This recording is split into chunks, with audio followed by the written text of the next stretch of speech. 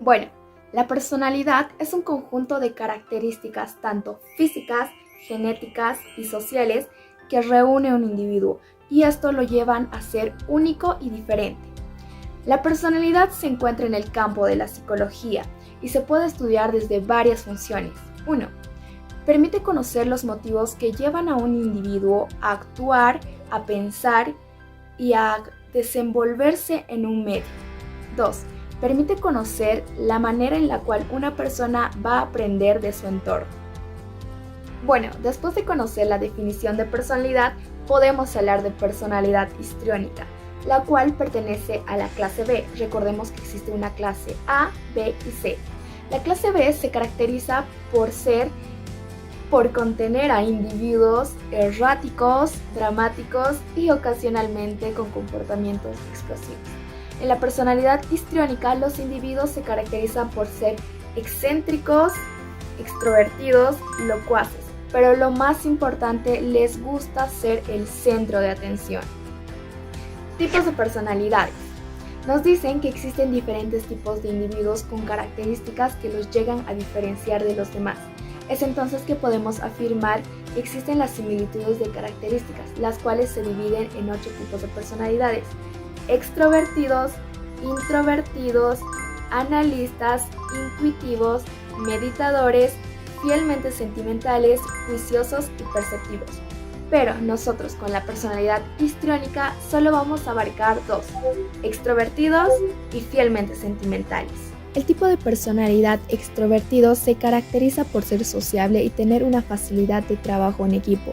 Este tipo de personalidad le es esencial a la persona histriónica para poder lograr ser el centro de atención, esto debido a la facilidad del diálogo que existe. Enfoques teóricos de la personalidad. Entonces, vienen a ser 2, temperamento y carácter. El temperamento se basa en la genética heredada por parte de los padres hacia el hijo. Entonces, se va heredando 2 tipos de temperamentos. Vienen a ser 4, sanguíneo, colérico, melancólico y flemático. Ahora bien, el carácter. El carácter se va obteniendo mediante las experiencias de cada individuo, esto según a su entorno, y esto se divide en adquirido y modificable, pero eso lo iré explicando luego más a fondo. Bueno, el temperamento sanguíneo se caracteriza por contener a individuos alegres. El temperamento colérico se llega a presentar individuos que reniegan. En el temperamento melancólico se llegan a presentar individuos con tristeza. En el temperamento flemático, individuos a los cuales no les interesa qué pasa con los demás ni consigo mismo. La personalidad histriónica se basa en el temperamento sanguíneo. ¿Por qué? Porque el temperamento sanguíneo se presentan individuos entusiastas, alegres, los cuales llegan a tener como fortalezas el ser expresivo, atento, cálido y amistoso, hablador, compasivo, y como debilidades, indisciplinado, inestable, porque la personalidad histriónica se caracteriza por ser inestable.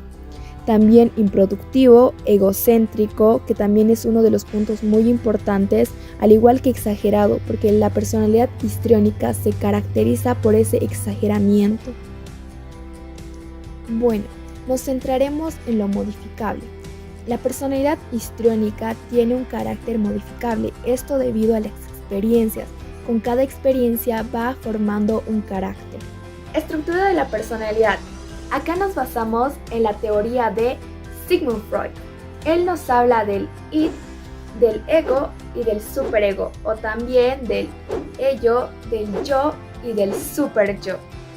La persona histriónica se estaría caracterizando por el superyo. Sigmund Freud nos menciona que el superyo aparece a partir de los 3 años. Es entonces que el superyo llega a imponerse a la persona histriónica. Entonces aparece lo que es la represión. La persona histriónica represiona lo que son los pensamientos y las emociones, lo cual, si esto llega a ser excesivo, puede que llegue a provocar una crisis nerviosa. Etapas psicosexuales de Sigmund Freud. Él nos presenta 5 etapas psicosexuales: oral, anal, fálica, latente y genital, pero nos centraremos en la etapa fálica, porque es aquí donde surge la personalidad histriónica. La etapa fálica ocurre entre los 3 y 5 años. Esta se llega a caracterizar por el complejo de Edipo y Electra. El Edipo, el enamoramiento del hijo hacia la madre, y Electra de la hija hacia el padre. Entonces, es aquí donde sucede que los padres no hacen caso a sus hijos o de alguna manera no interactúan con ellos. Entonces, ¿qué pasa? Debido a esto, el hijo o la hija va tratando de llamar su atención con cualquier cosa que haga. Igual puede ocurrir de lo contrario. El padre y la madre pueden hacerle caso, darle demasiada atención y volverlo de alguna manera caprichoso. Entonces surge el afán de ser el centro de atención. Teoría del desarrollo psicosocial de Erik Erikson. Acá él nos habla de 8 estadios, pero nosotros solo nos enfocaremos en uno: iniciativa versus culpa. Iniciativa versus culpa.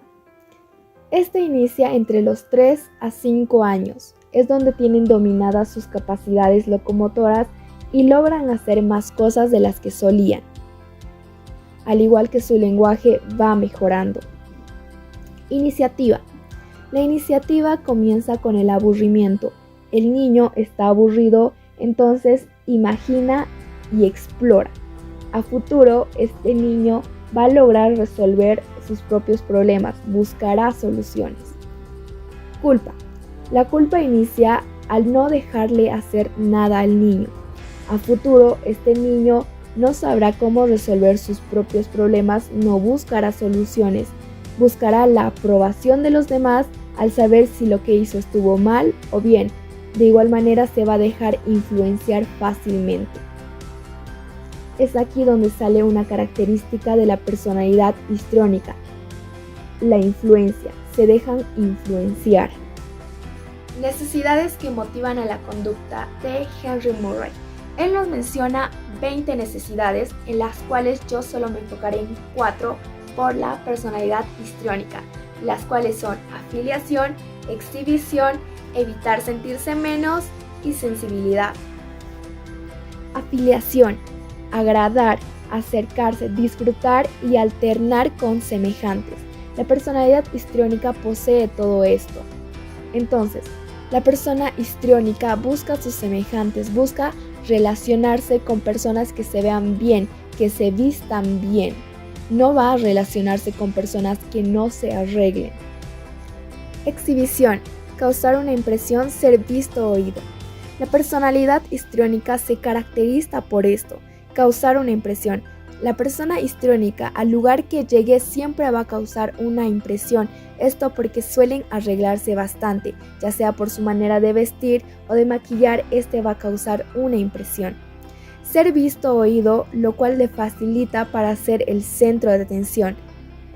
Evitar sentirse menos. Abstenerse a actuar por temor al fracaso.